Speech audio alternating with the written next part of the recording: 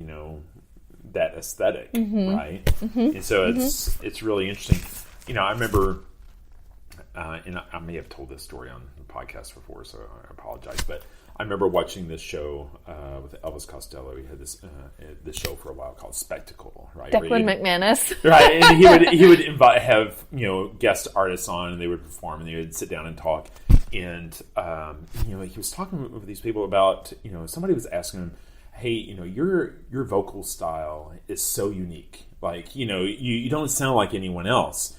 And he was like, where does that even come from? It's like, well, I just tried to imitate Van Morrison, and this is what came out. And so it's like, it's just kind of reinforcing that, you can, even when you try, sometimes your unique voice is you, being a terrible knockoff of somebody you're trying to emulate. Yeah, exactly. Right? And that in itself is unique, and somebody's going to appreciate that, right? I love that, and I think that it's true. And I mean, it's really gauche to kind of even just say it honestly, because I feel like I'm surrounded by people who are really good at the illusion of a certain, presentation as an artist. For me, like, I just haven't invested in the persona. I just make the work and like try to be as focused on that. But I do think that there's truth in that. And we're all kind of moving through what that looks like for you, is that you can't, it's like, you can't exist in a world where you haven't seen other artists. Like you said, there's no way to do that. So how do you manage what you have to proactively make the choices about what you're going to allow into the bloodstream. Right. I guess maybe is we always like. But it's also a matter of like how you again, you don't want to like be a copy or a reflection of everything that's going on in society, but you kind of need to be able to communicate in the common vernacular, like what otherwise your work is going to fall flat, and or just people won't know how to receive it, right? And so I feel like your work is and we'll get to talking more specifically about your work in a minute, but I feel like your work is very relevant, and you're trying to push technologies and visuals. It looks like today. It doesn't look like 10 years ago. It doesn't look like 20 years ago. I think people that see your work will kind of grasp onto it as being contemporary. Right. Yeah, or just like hope. The hope is that I'm speaking in a language that is like, just like you get it. There's nobody needs to explain my work to. Actually, maybe sometimes I do want a sort of what is that reaction. Exactly. I really like that, especially from like art teachers. Like I love that, and maybe it's just my little disruptive spirit, but. I appreciate that comment a lot. And I think that it does come from a digestion process of being hyper aware of everything that like gets me to even just pause. There's algorithms for that now. Facebook and Instagram. The algorithms, they know what you hover over, what you linger on for how long. Sure. And honestly, I'm putting design students through the process of forcing them to think about what did you look twice at, today, and why? Was it good, bad? I want them creating for themselves this cache of what is their visual sensitivity, what is their their proclivities visually, colors, shapes, lines, textures, all of those things that that pull them, and start paying attention to that as part of what is constructing their visual language, and to be more attuned and aware and almost meditative about that. And I've been doing that for a long time myself, and that like in the collections of paper ephemera and these works and that I gather around me are sort of material meditations of like I accumulate them up. Sometimes they evolve into something. Sometimes they don't. Right. But it's just sort of letting them accumulate and paying attention to them as a way. And I think it's inevitable that if you do that, then what comes out in the work is a digestion of that rather than a copy of that. And so it's like, how do you transform it? How do you transfigure it is always the question for me, because like you said, because just representing it, it's Sherry Levine did that, it's like Richard Prince did that. I love Richard Prince. Yeah. He's doing wonderful, new and interesting variations on that through Instagram and all of that. And I feel like his real art form is pissing people off, and we, it's transformed from appropriation to figuring out, he was already kind of still doing that in the early works, but it's just like, what is going to trouble, irritate the art world? Like he declared the work that he sold Jared and Ivanka. I always question, is it Ivanka? Which one's the daughter? Well, I remember hearing that Ivanka isn't even her name. Her name is also Ivana. And Ivanka is like a playful variation on it. So it's like little Ivana. Yeah. Oh. Well, but just, again, fact check me on that. Yeah, I don't know. It's just we're dealing in folklore and tales here. But yeah, I mean, just finding those, those ways and what way in which something like that can become transformed or transfigured into something that is, relatable or interesting to others, because I do question myself, am I trying to communicate? Is that an end here for me? And I do think ultimately the answer is yes. Because if I weren't, again, I would just, like I said earlier, just make the work and just hoard it up for myself, which I've done for long periods of my life. And I was in that time, I was making oil paintings and in a much more traditional way. And again, like I said, I wasn't reconciling for myself that it was art, or that it was something that I was ready to sort of put out there in the world.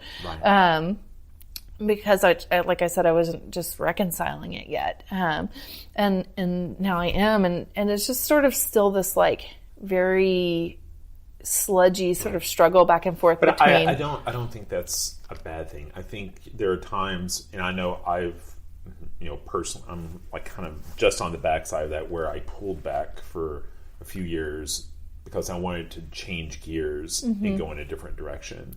And I knew that the work wasn't going to be where I wanted people to see it for a few years. Yeah. Right? And it's like, and it just takes time. Right. It's and slow. so it's like, the work's going to speak for itself. It will, there will be a natural progression, but you can't go to someone and talk about your concepts without having the work to show for it. Yeah. So sometimes you have to just like go make the work and then be able to have those conversations. Yeah. Right? Yeah, I think that's absolutely right. I mean, it's hard because art works its way out slowly, and then there's no guarantee at the end of making all of that you're going to even be where you want to be with that. It's like a lot of the experiments that I do in here, it's like half of them end up in the dumpster.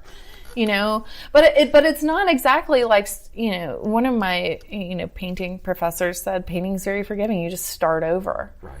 Like, oh, that's really Black humor, and I love that, but it's also like makes me want to cry in some ways, because I have done that, and it's been periods of long, many years at times. And then you have a windfall. So it's not linear. It's not, what is the linear slope formula? Y equals mx plus b. Yeah. It's not that. It's exponential sometimes. And then sometimes it's really flat. And there's just no correlation that you can find between investing this in it and getting this out of it. You just have to trust that, you know, it progresses. And even if you scrap it at the end, you're not starting back from zero. You know, you've gone, it's at best like an upward spiral maybe, is that you've learned that. And there are weird times where I've done something even almost on craft impulse of like woodworking or something.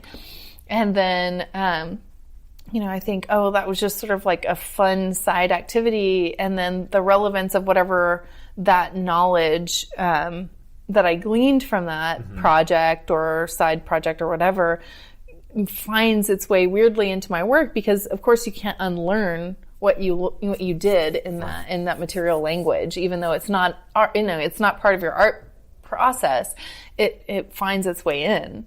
It wedges its way in. It's just in your mind thinking, you know, in your way of engaging as you're making the work. And when I wrote my thesis, I basically, my attitude was like, I have these 3 years of reading that I did, and I was reading them alongside making, and you can't separate the two. So, you know, describing that, you know, process of what I was reading necessarily, I think it's unavoidable that those things will have bearing on making sense of the work, because it was in the back of my mind as I'm making these things. So whether it's conscious or unconscious, it's going to have an influence. You know, it's there. So hopefully, you know, I passed. I got my degree, so one would think, you know, that it was effective. So, but let's back up. Where'd you grow up? So I grew up in Frisco. Really? Yeah, just down the street. Well, a few, you know, long way up the street, but yeah. So I lived in Frisco for quite a while. But where'd you go to high school? There was only one high school there. High. Yeah, Frisco High. Raccoon. Yeah, and it was sort of. I had an amazing AP art instructor. There, and you know, I had never even seen like the Impressionists, and so she introduced me to contemporary art and to like art making and the processes. And you know, I'd done a lot of drawing. I was very inclined to the arts, always just a creative weirdo my entire life, you know. And being there where you know, like everyone I knew was like going to go get their, you know, bachelor's in, you know, English and become a kindergarten teacher or whatever. You know, for me, I knew no artists. So it was kind of a long process of figuring out how to connect for me, because the suburbs, you know, Arcade Fire made it okay to talk about the suburbs, you know, in art, and you know what I mean? So a lot of us, like, you know, like, and Eric Fischel was talking about it in his work, that it became like a lot of people in the art world are migrants from that world, is that they have something of that beige stucco world on them, you know, that they bring with them in making their work. So, well, I mean, I think the longer I'm in this journey, the more I realize that the artist whom I respect and the art that I love is the most authentic art, and it's tied to who these artists are individually. And, you know, their art reflects exactly where they came from, exactly who they are, right? Yeah. And it's like, you know, it's, you know, it's kind of, you know, you try to flee and you try to escape. and you can't. And then you figure out, like, wow, my most compelling stories are back in the come place from that I ran away from. Yeah, right? yeah. And, you know, the little town I grew up in, it was probably, I mean, Frisco is, what, like 175,000 people now. But, gosh, you know, it's huge now. Right. But, you know, when you were there, and when you were growing up there, it was, I'm sure it's like 250 people, or less than that, 240 or so people in the graduating class. And it was like, it was like a multiple each year was becoming a multiple of the prior year. And now I think there's like 10, probably more high schools. But it was a really small farming, railroad outpost. And my family goes back there like 5 generations. My grandfather was a mechanic. He couldn't read. Like it was a working class, small town, for most of me growing up there. And then of course, you start to have like extreme economic development incentives and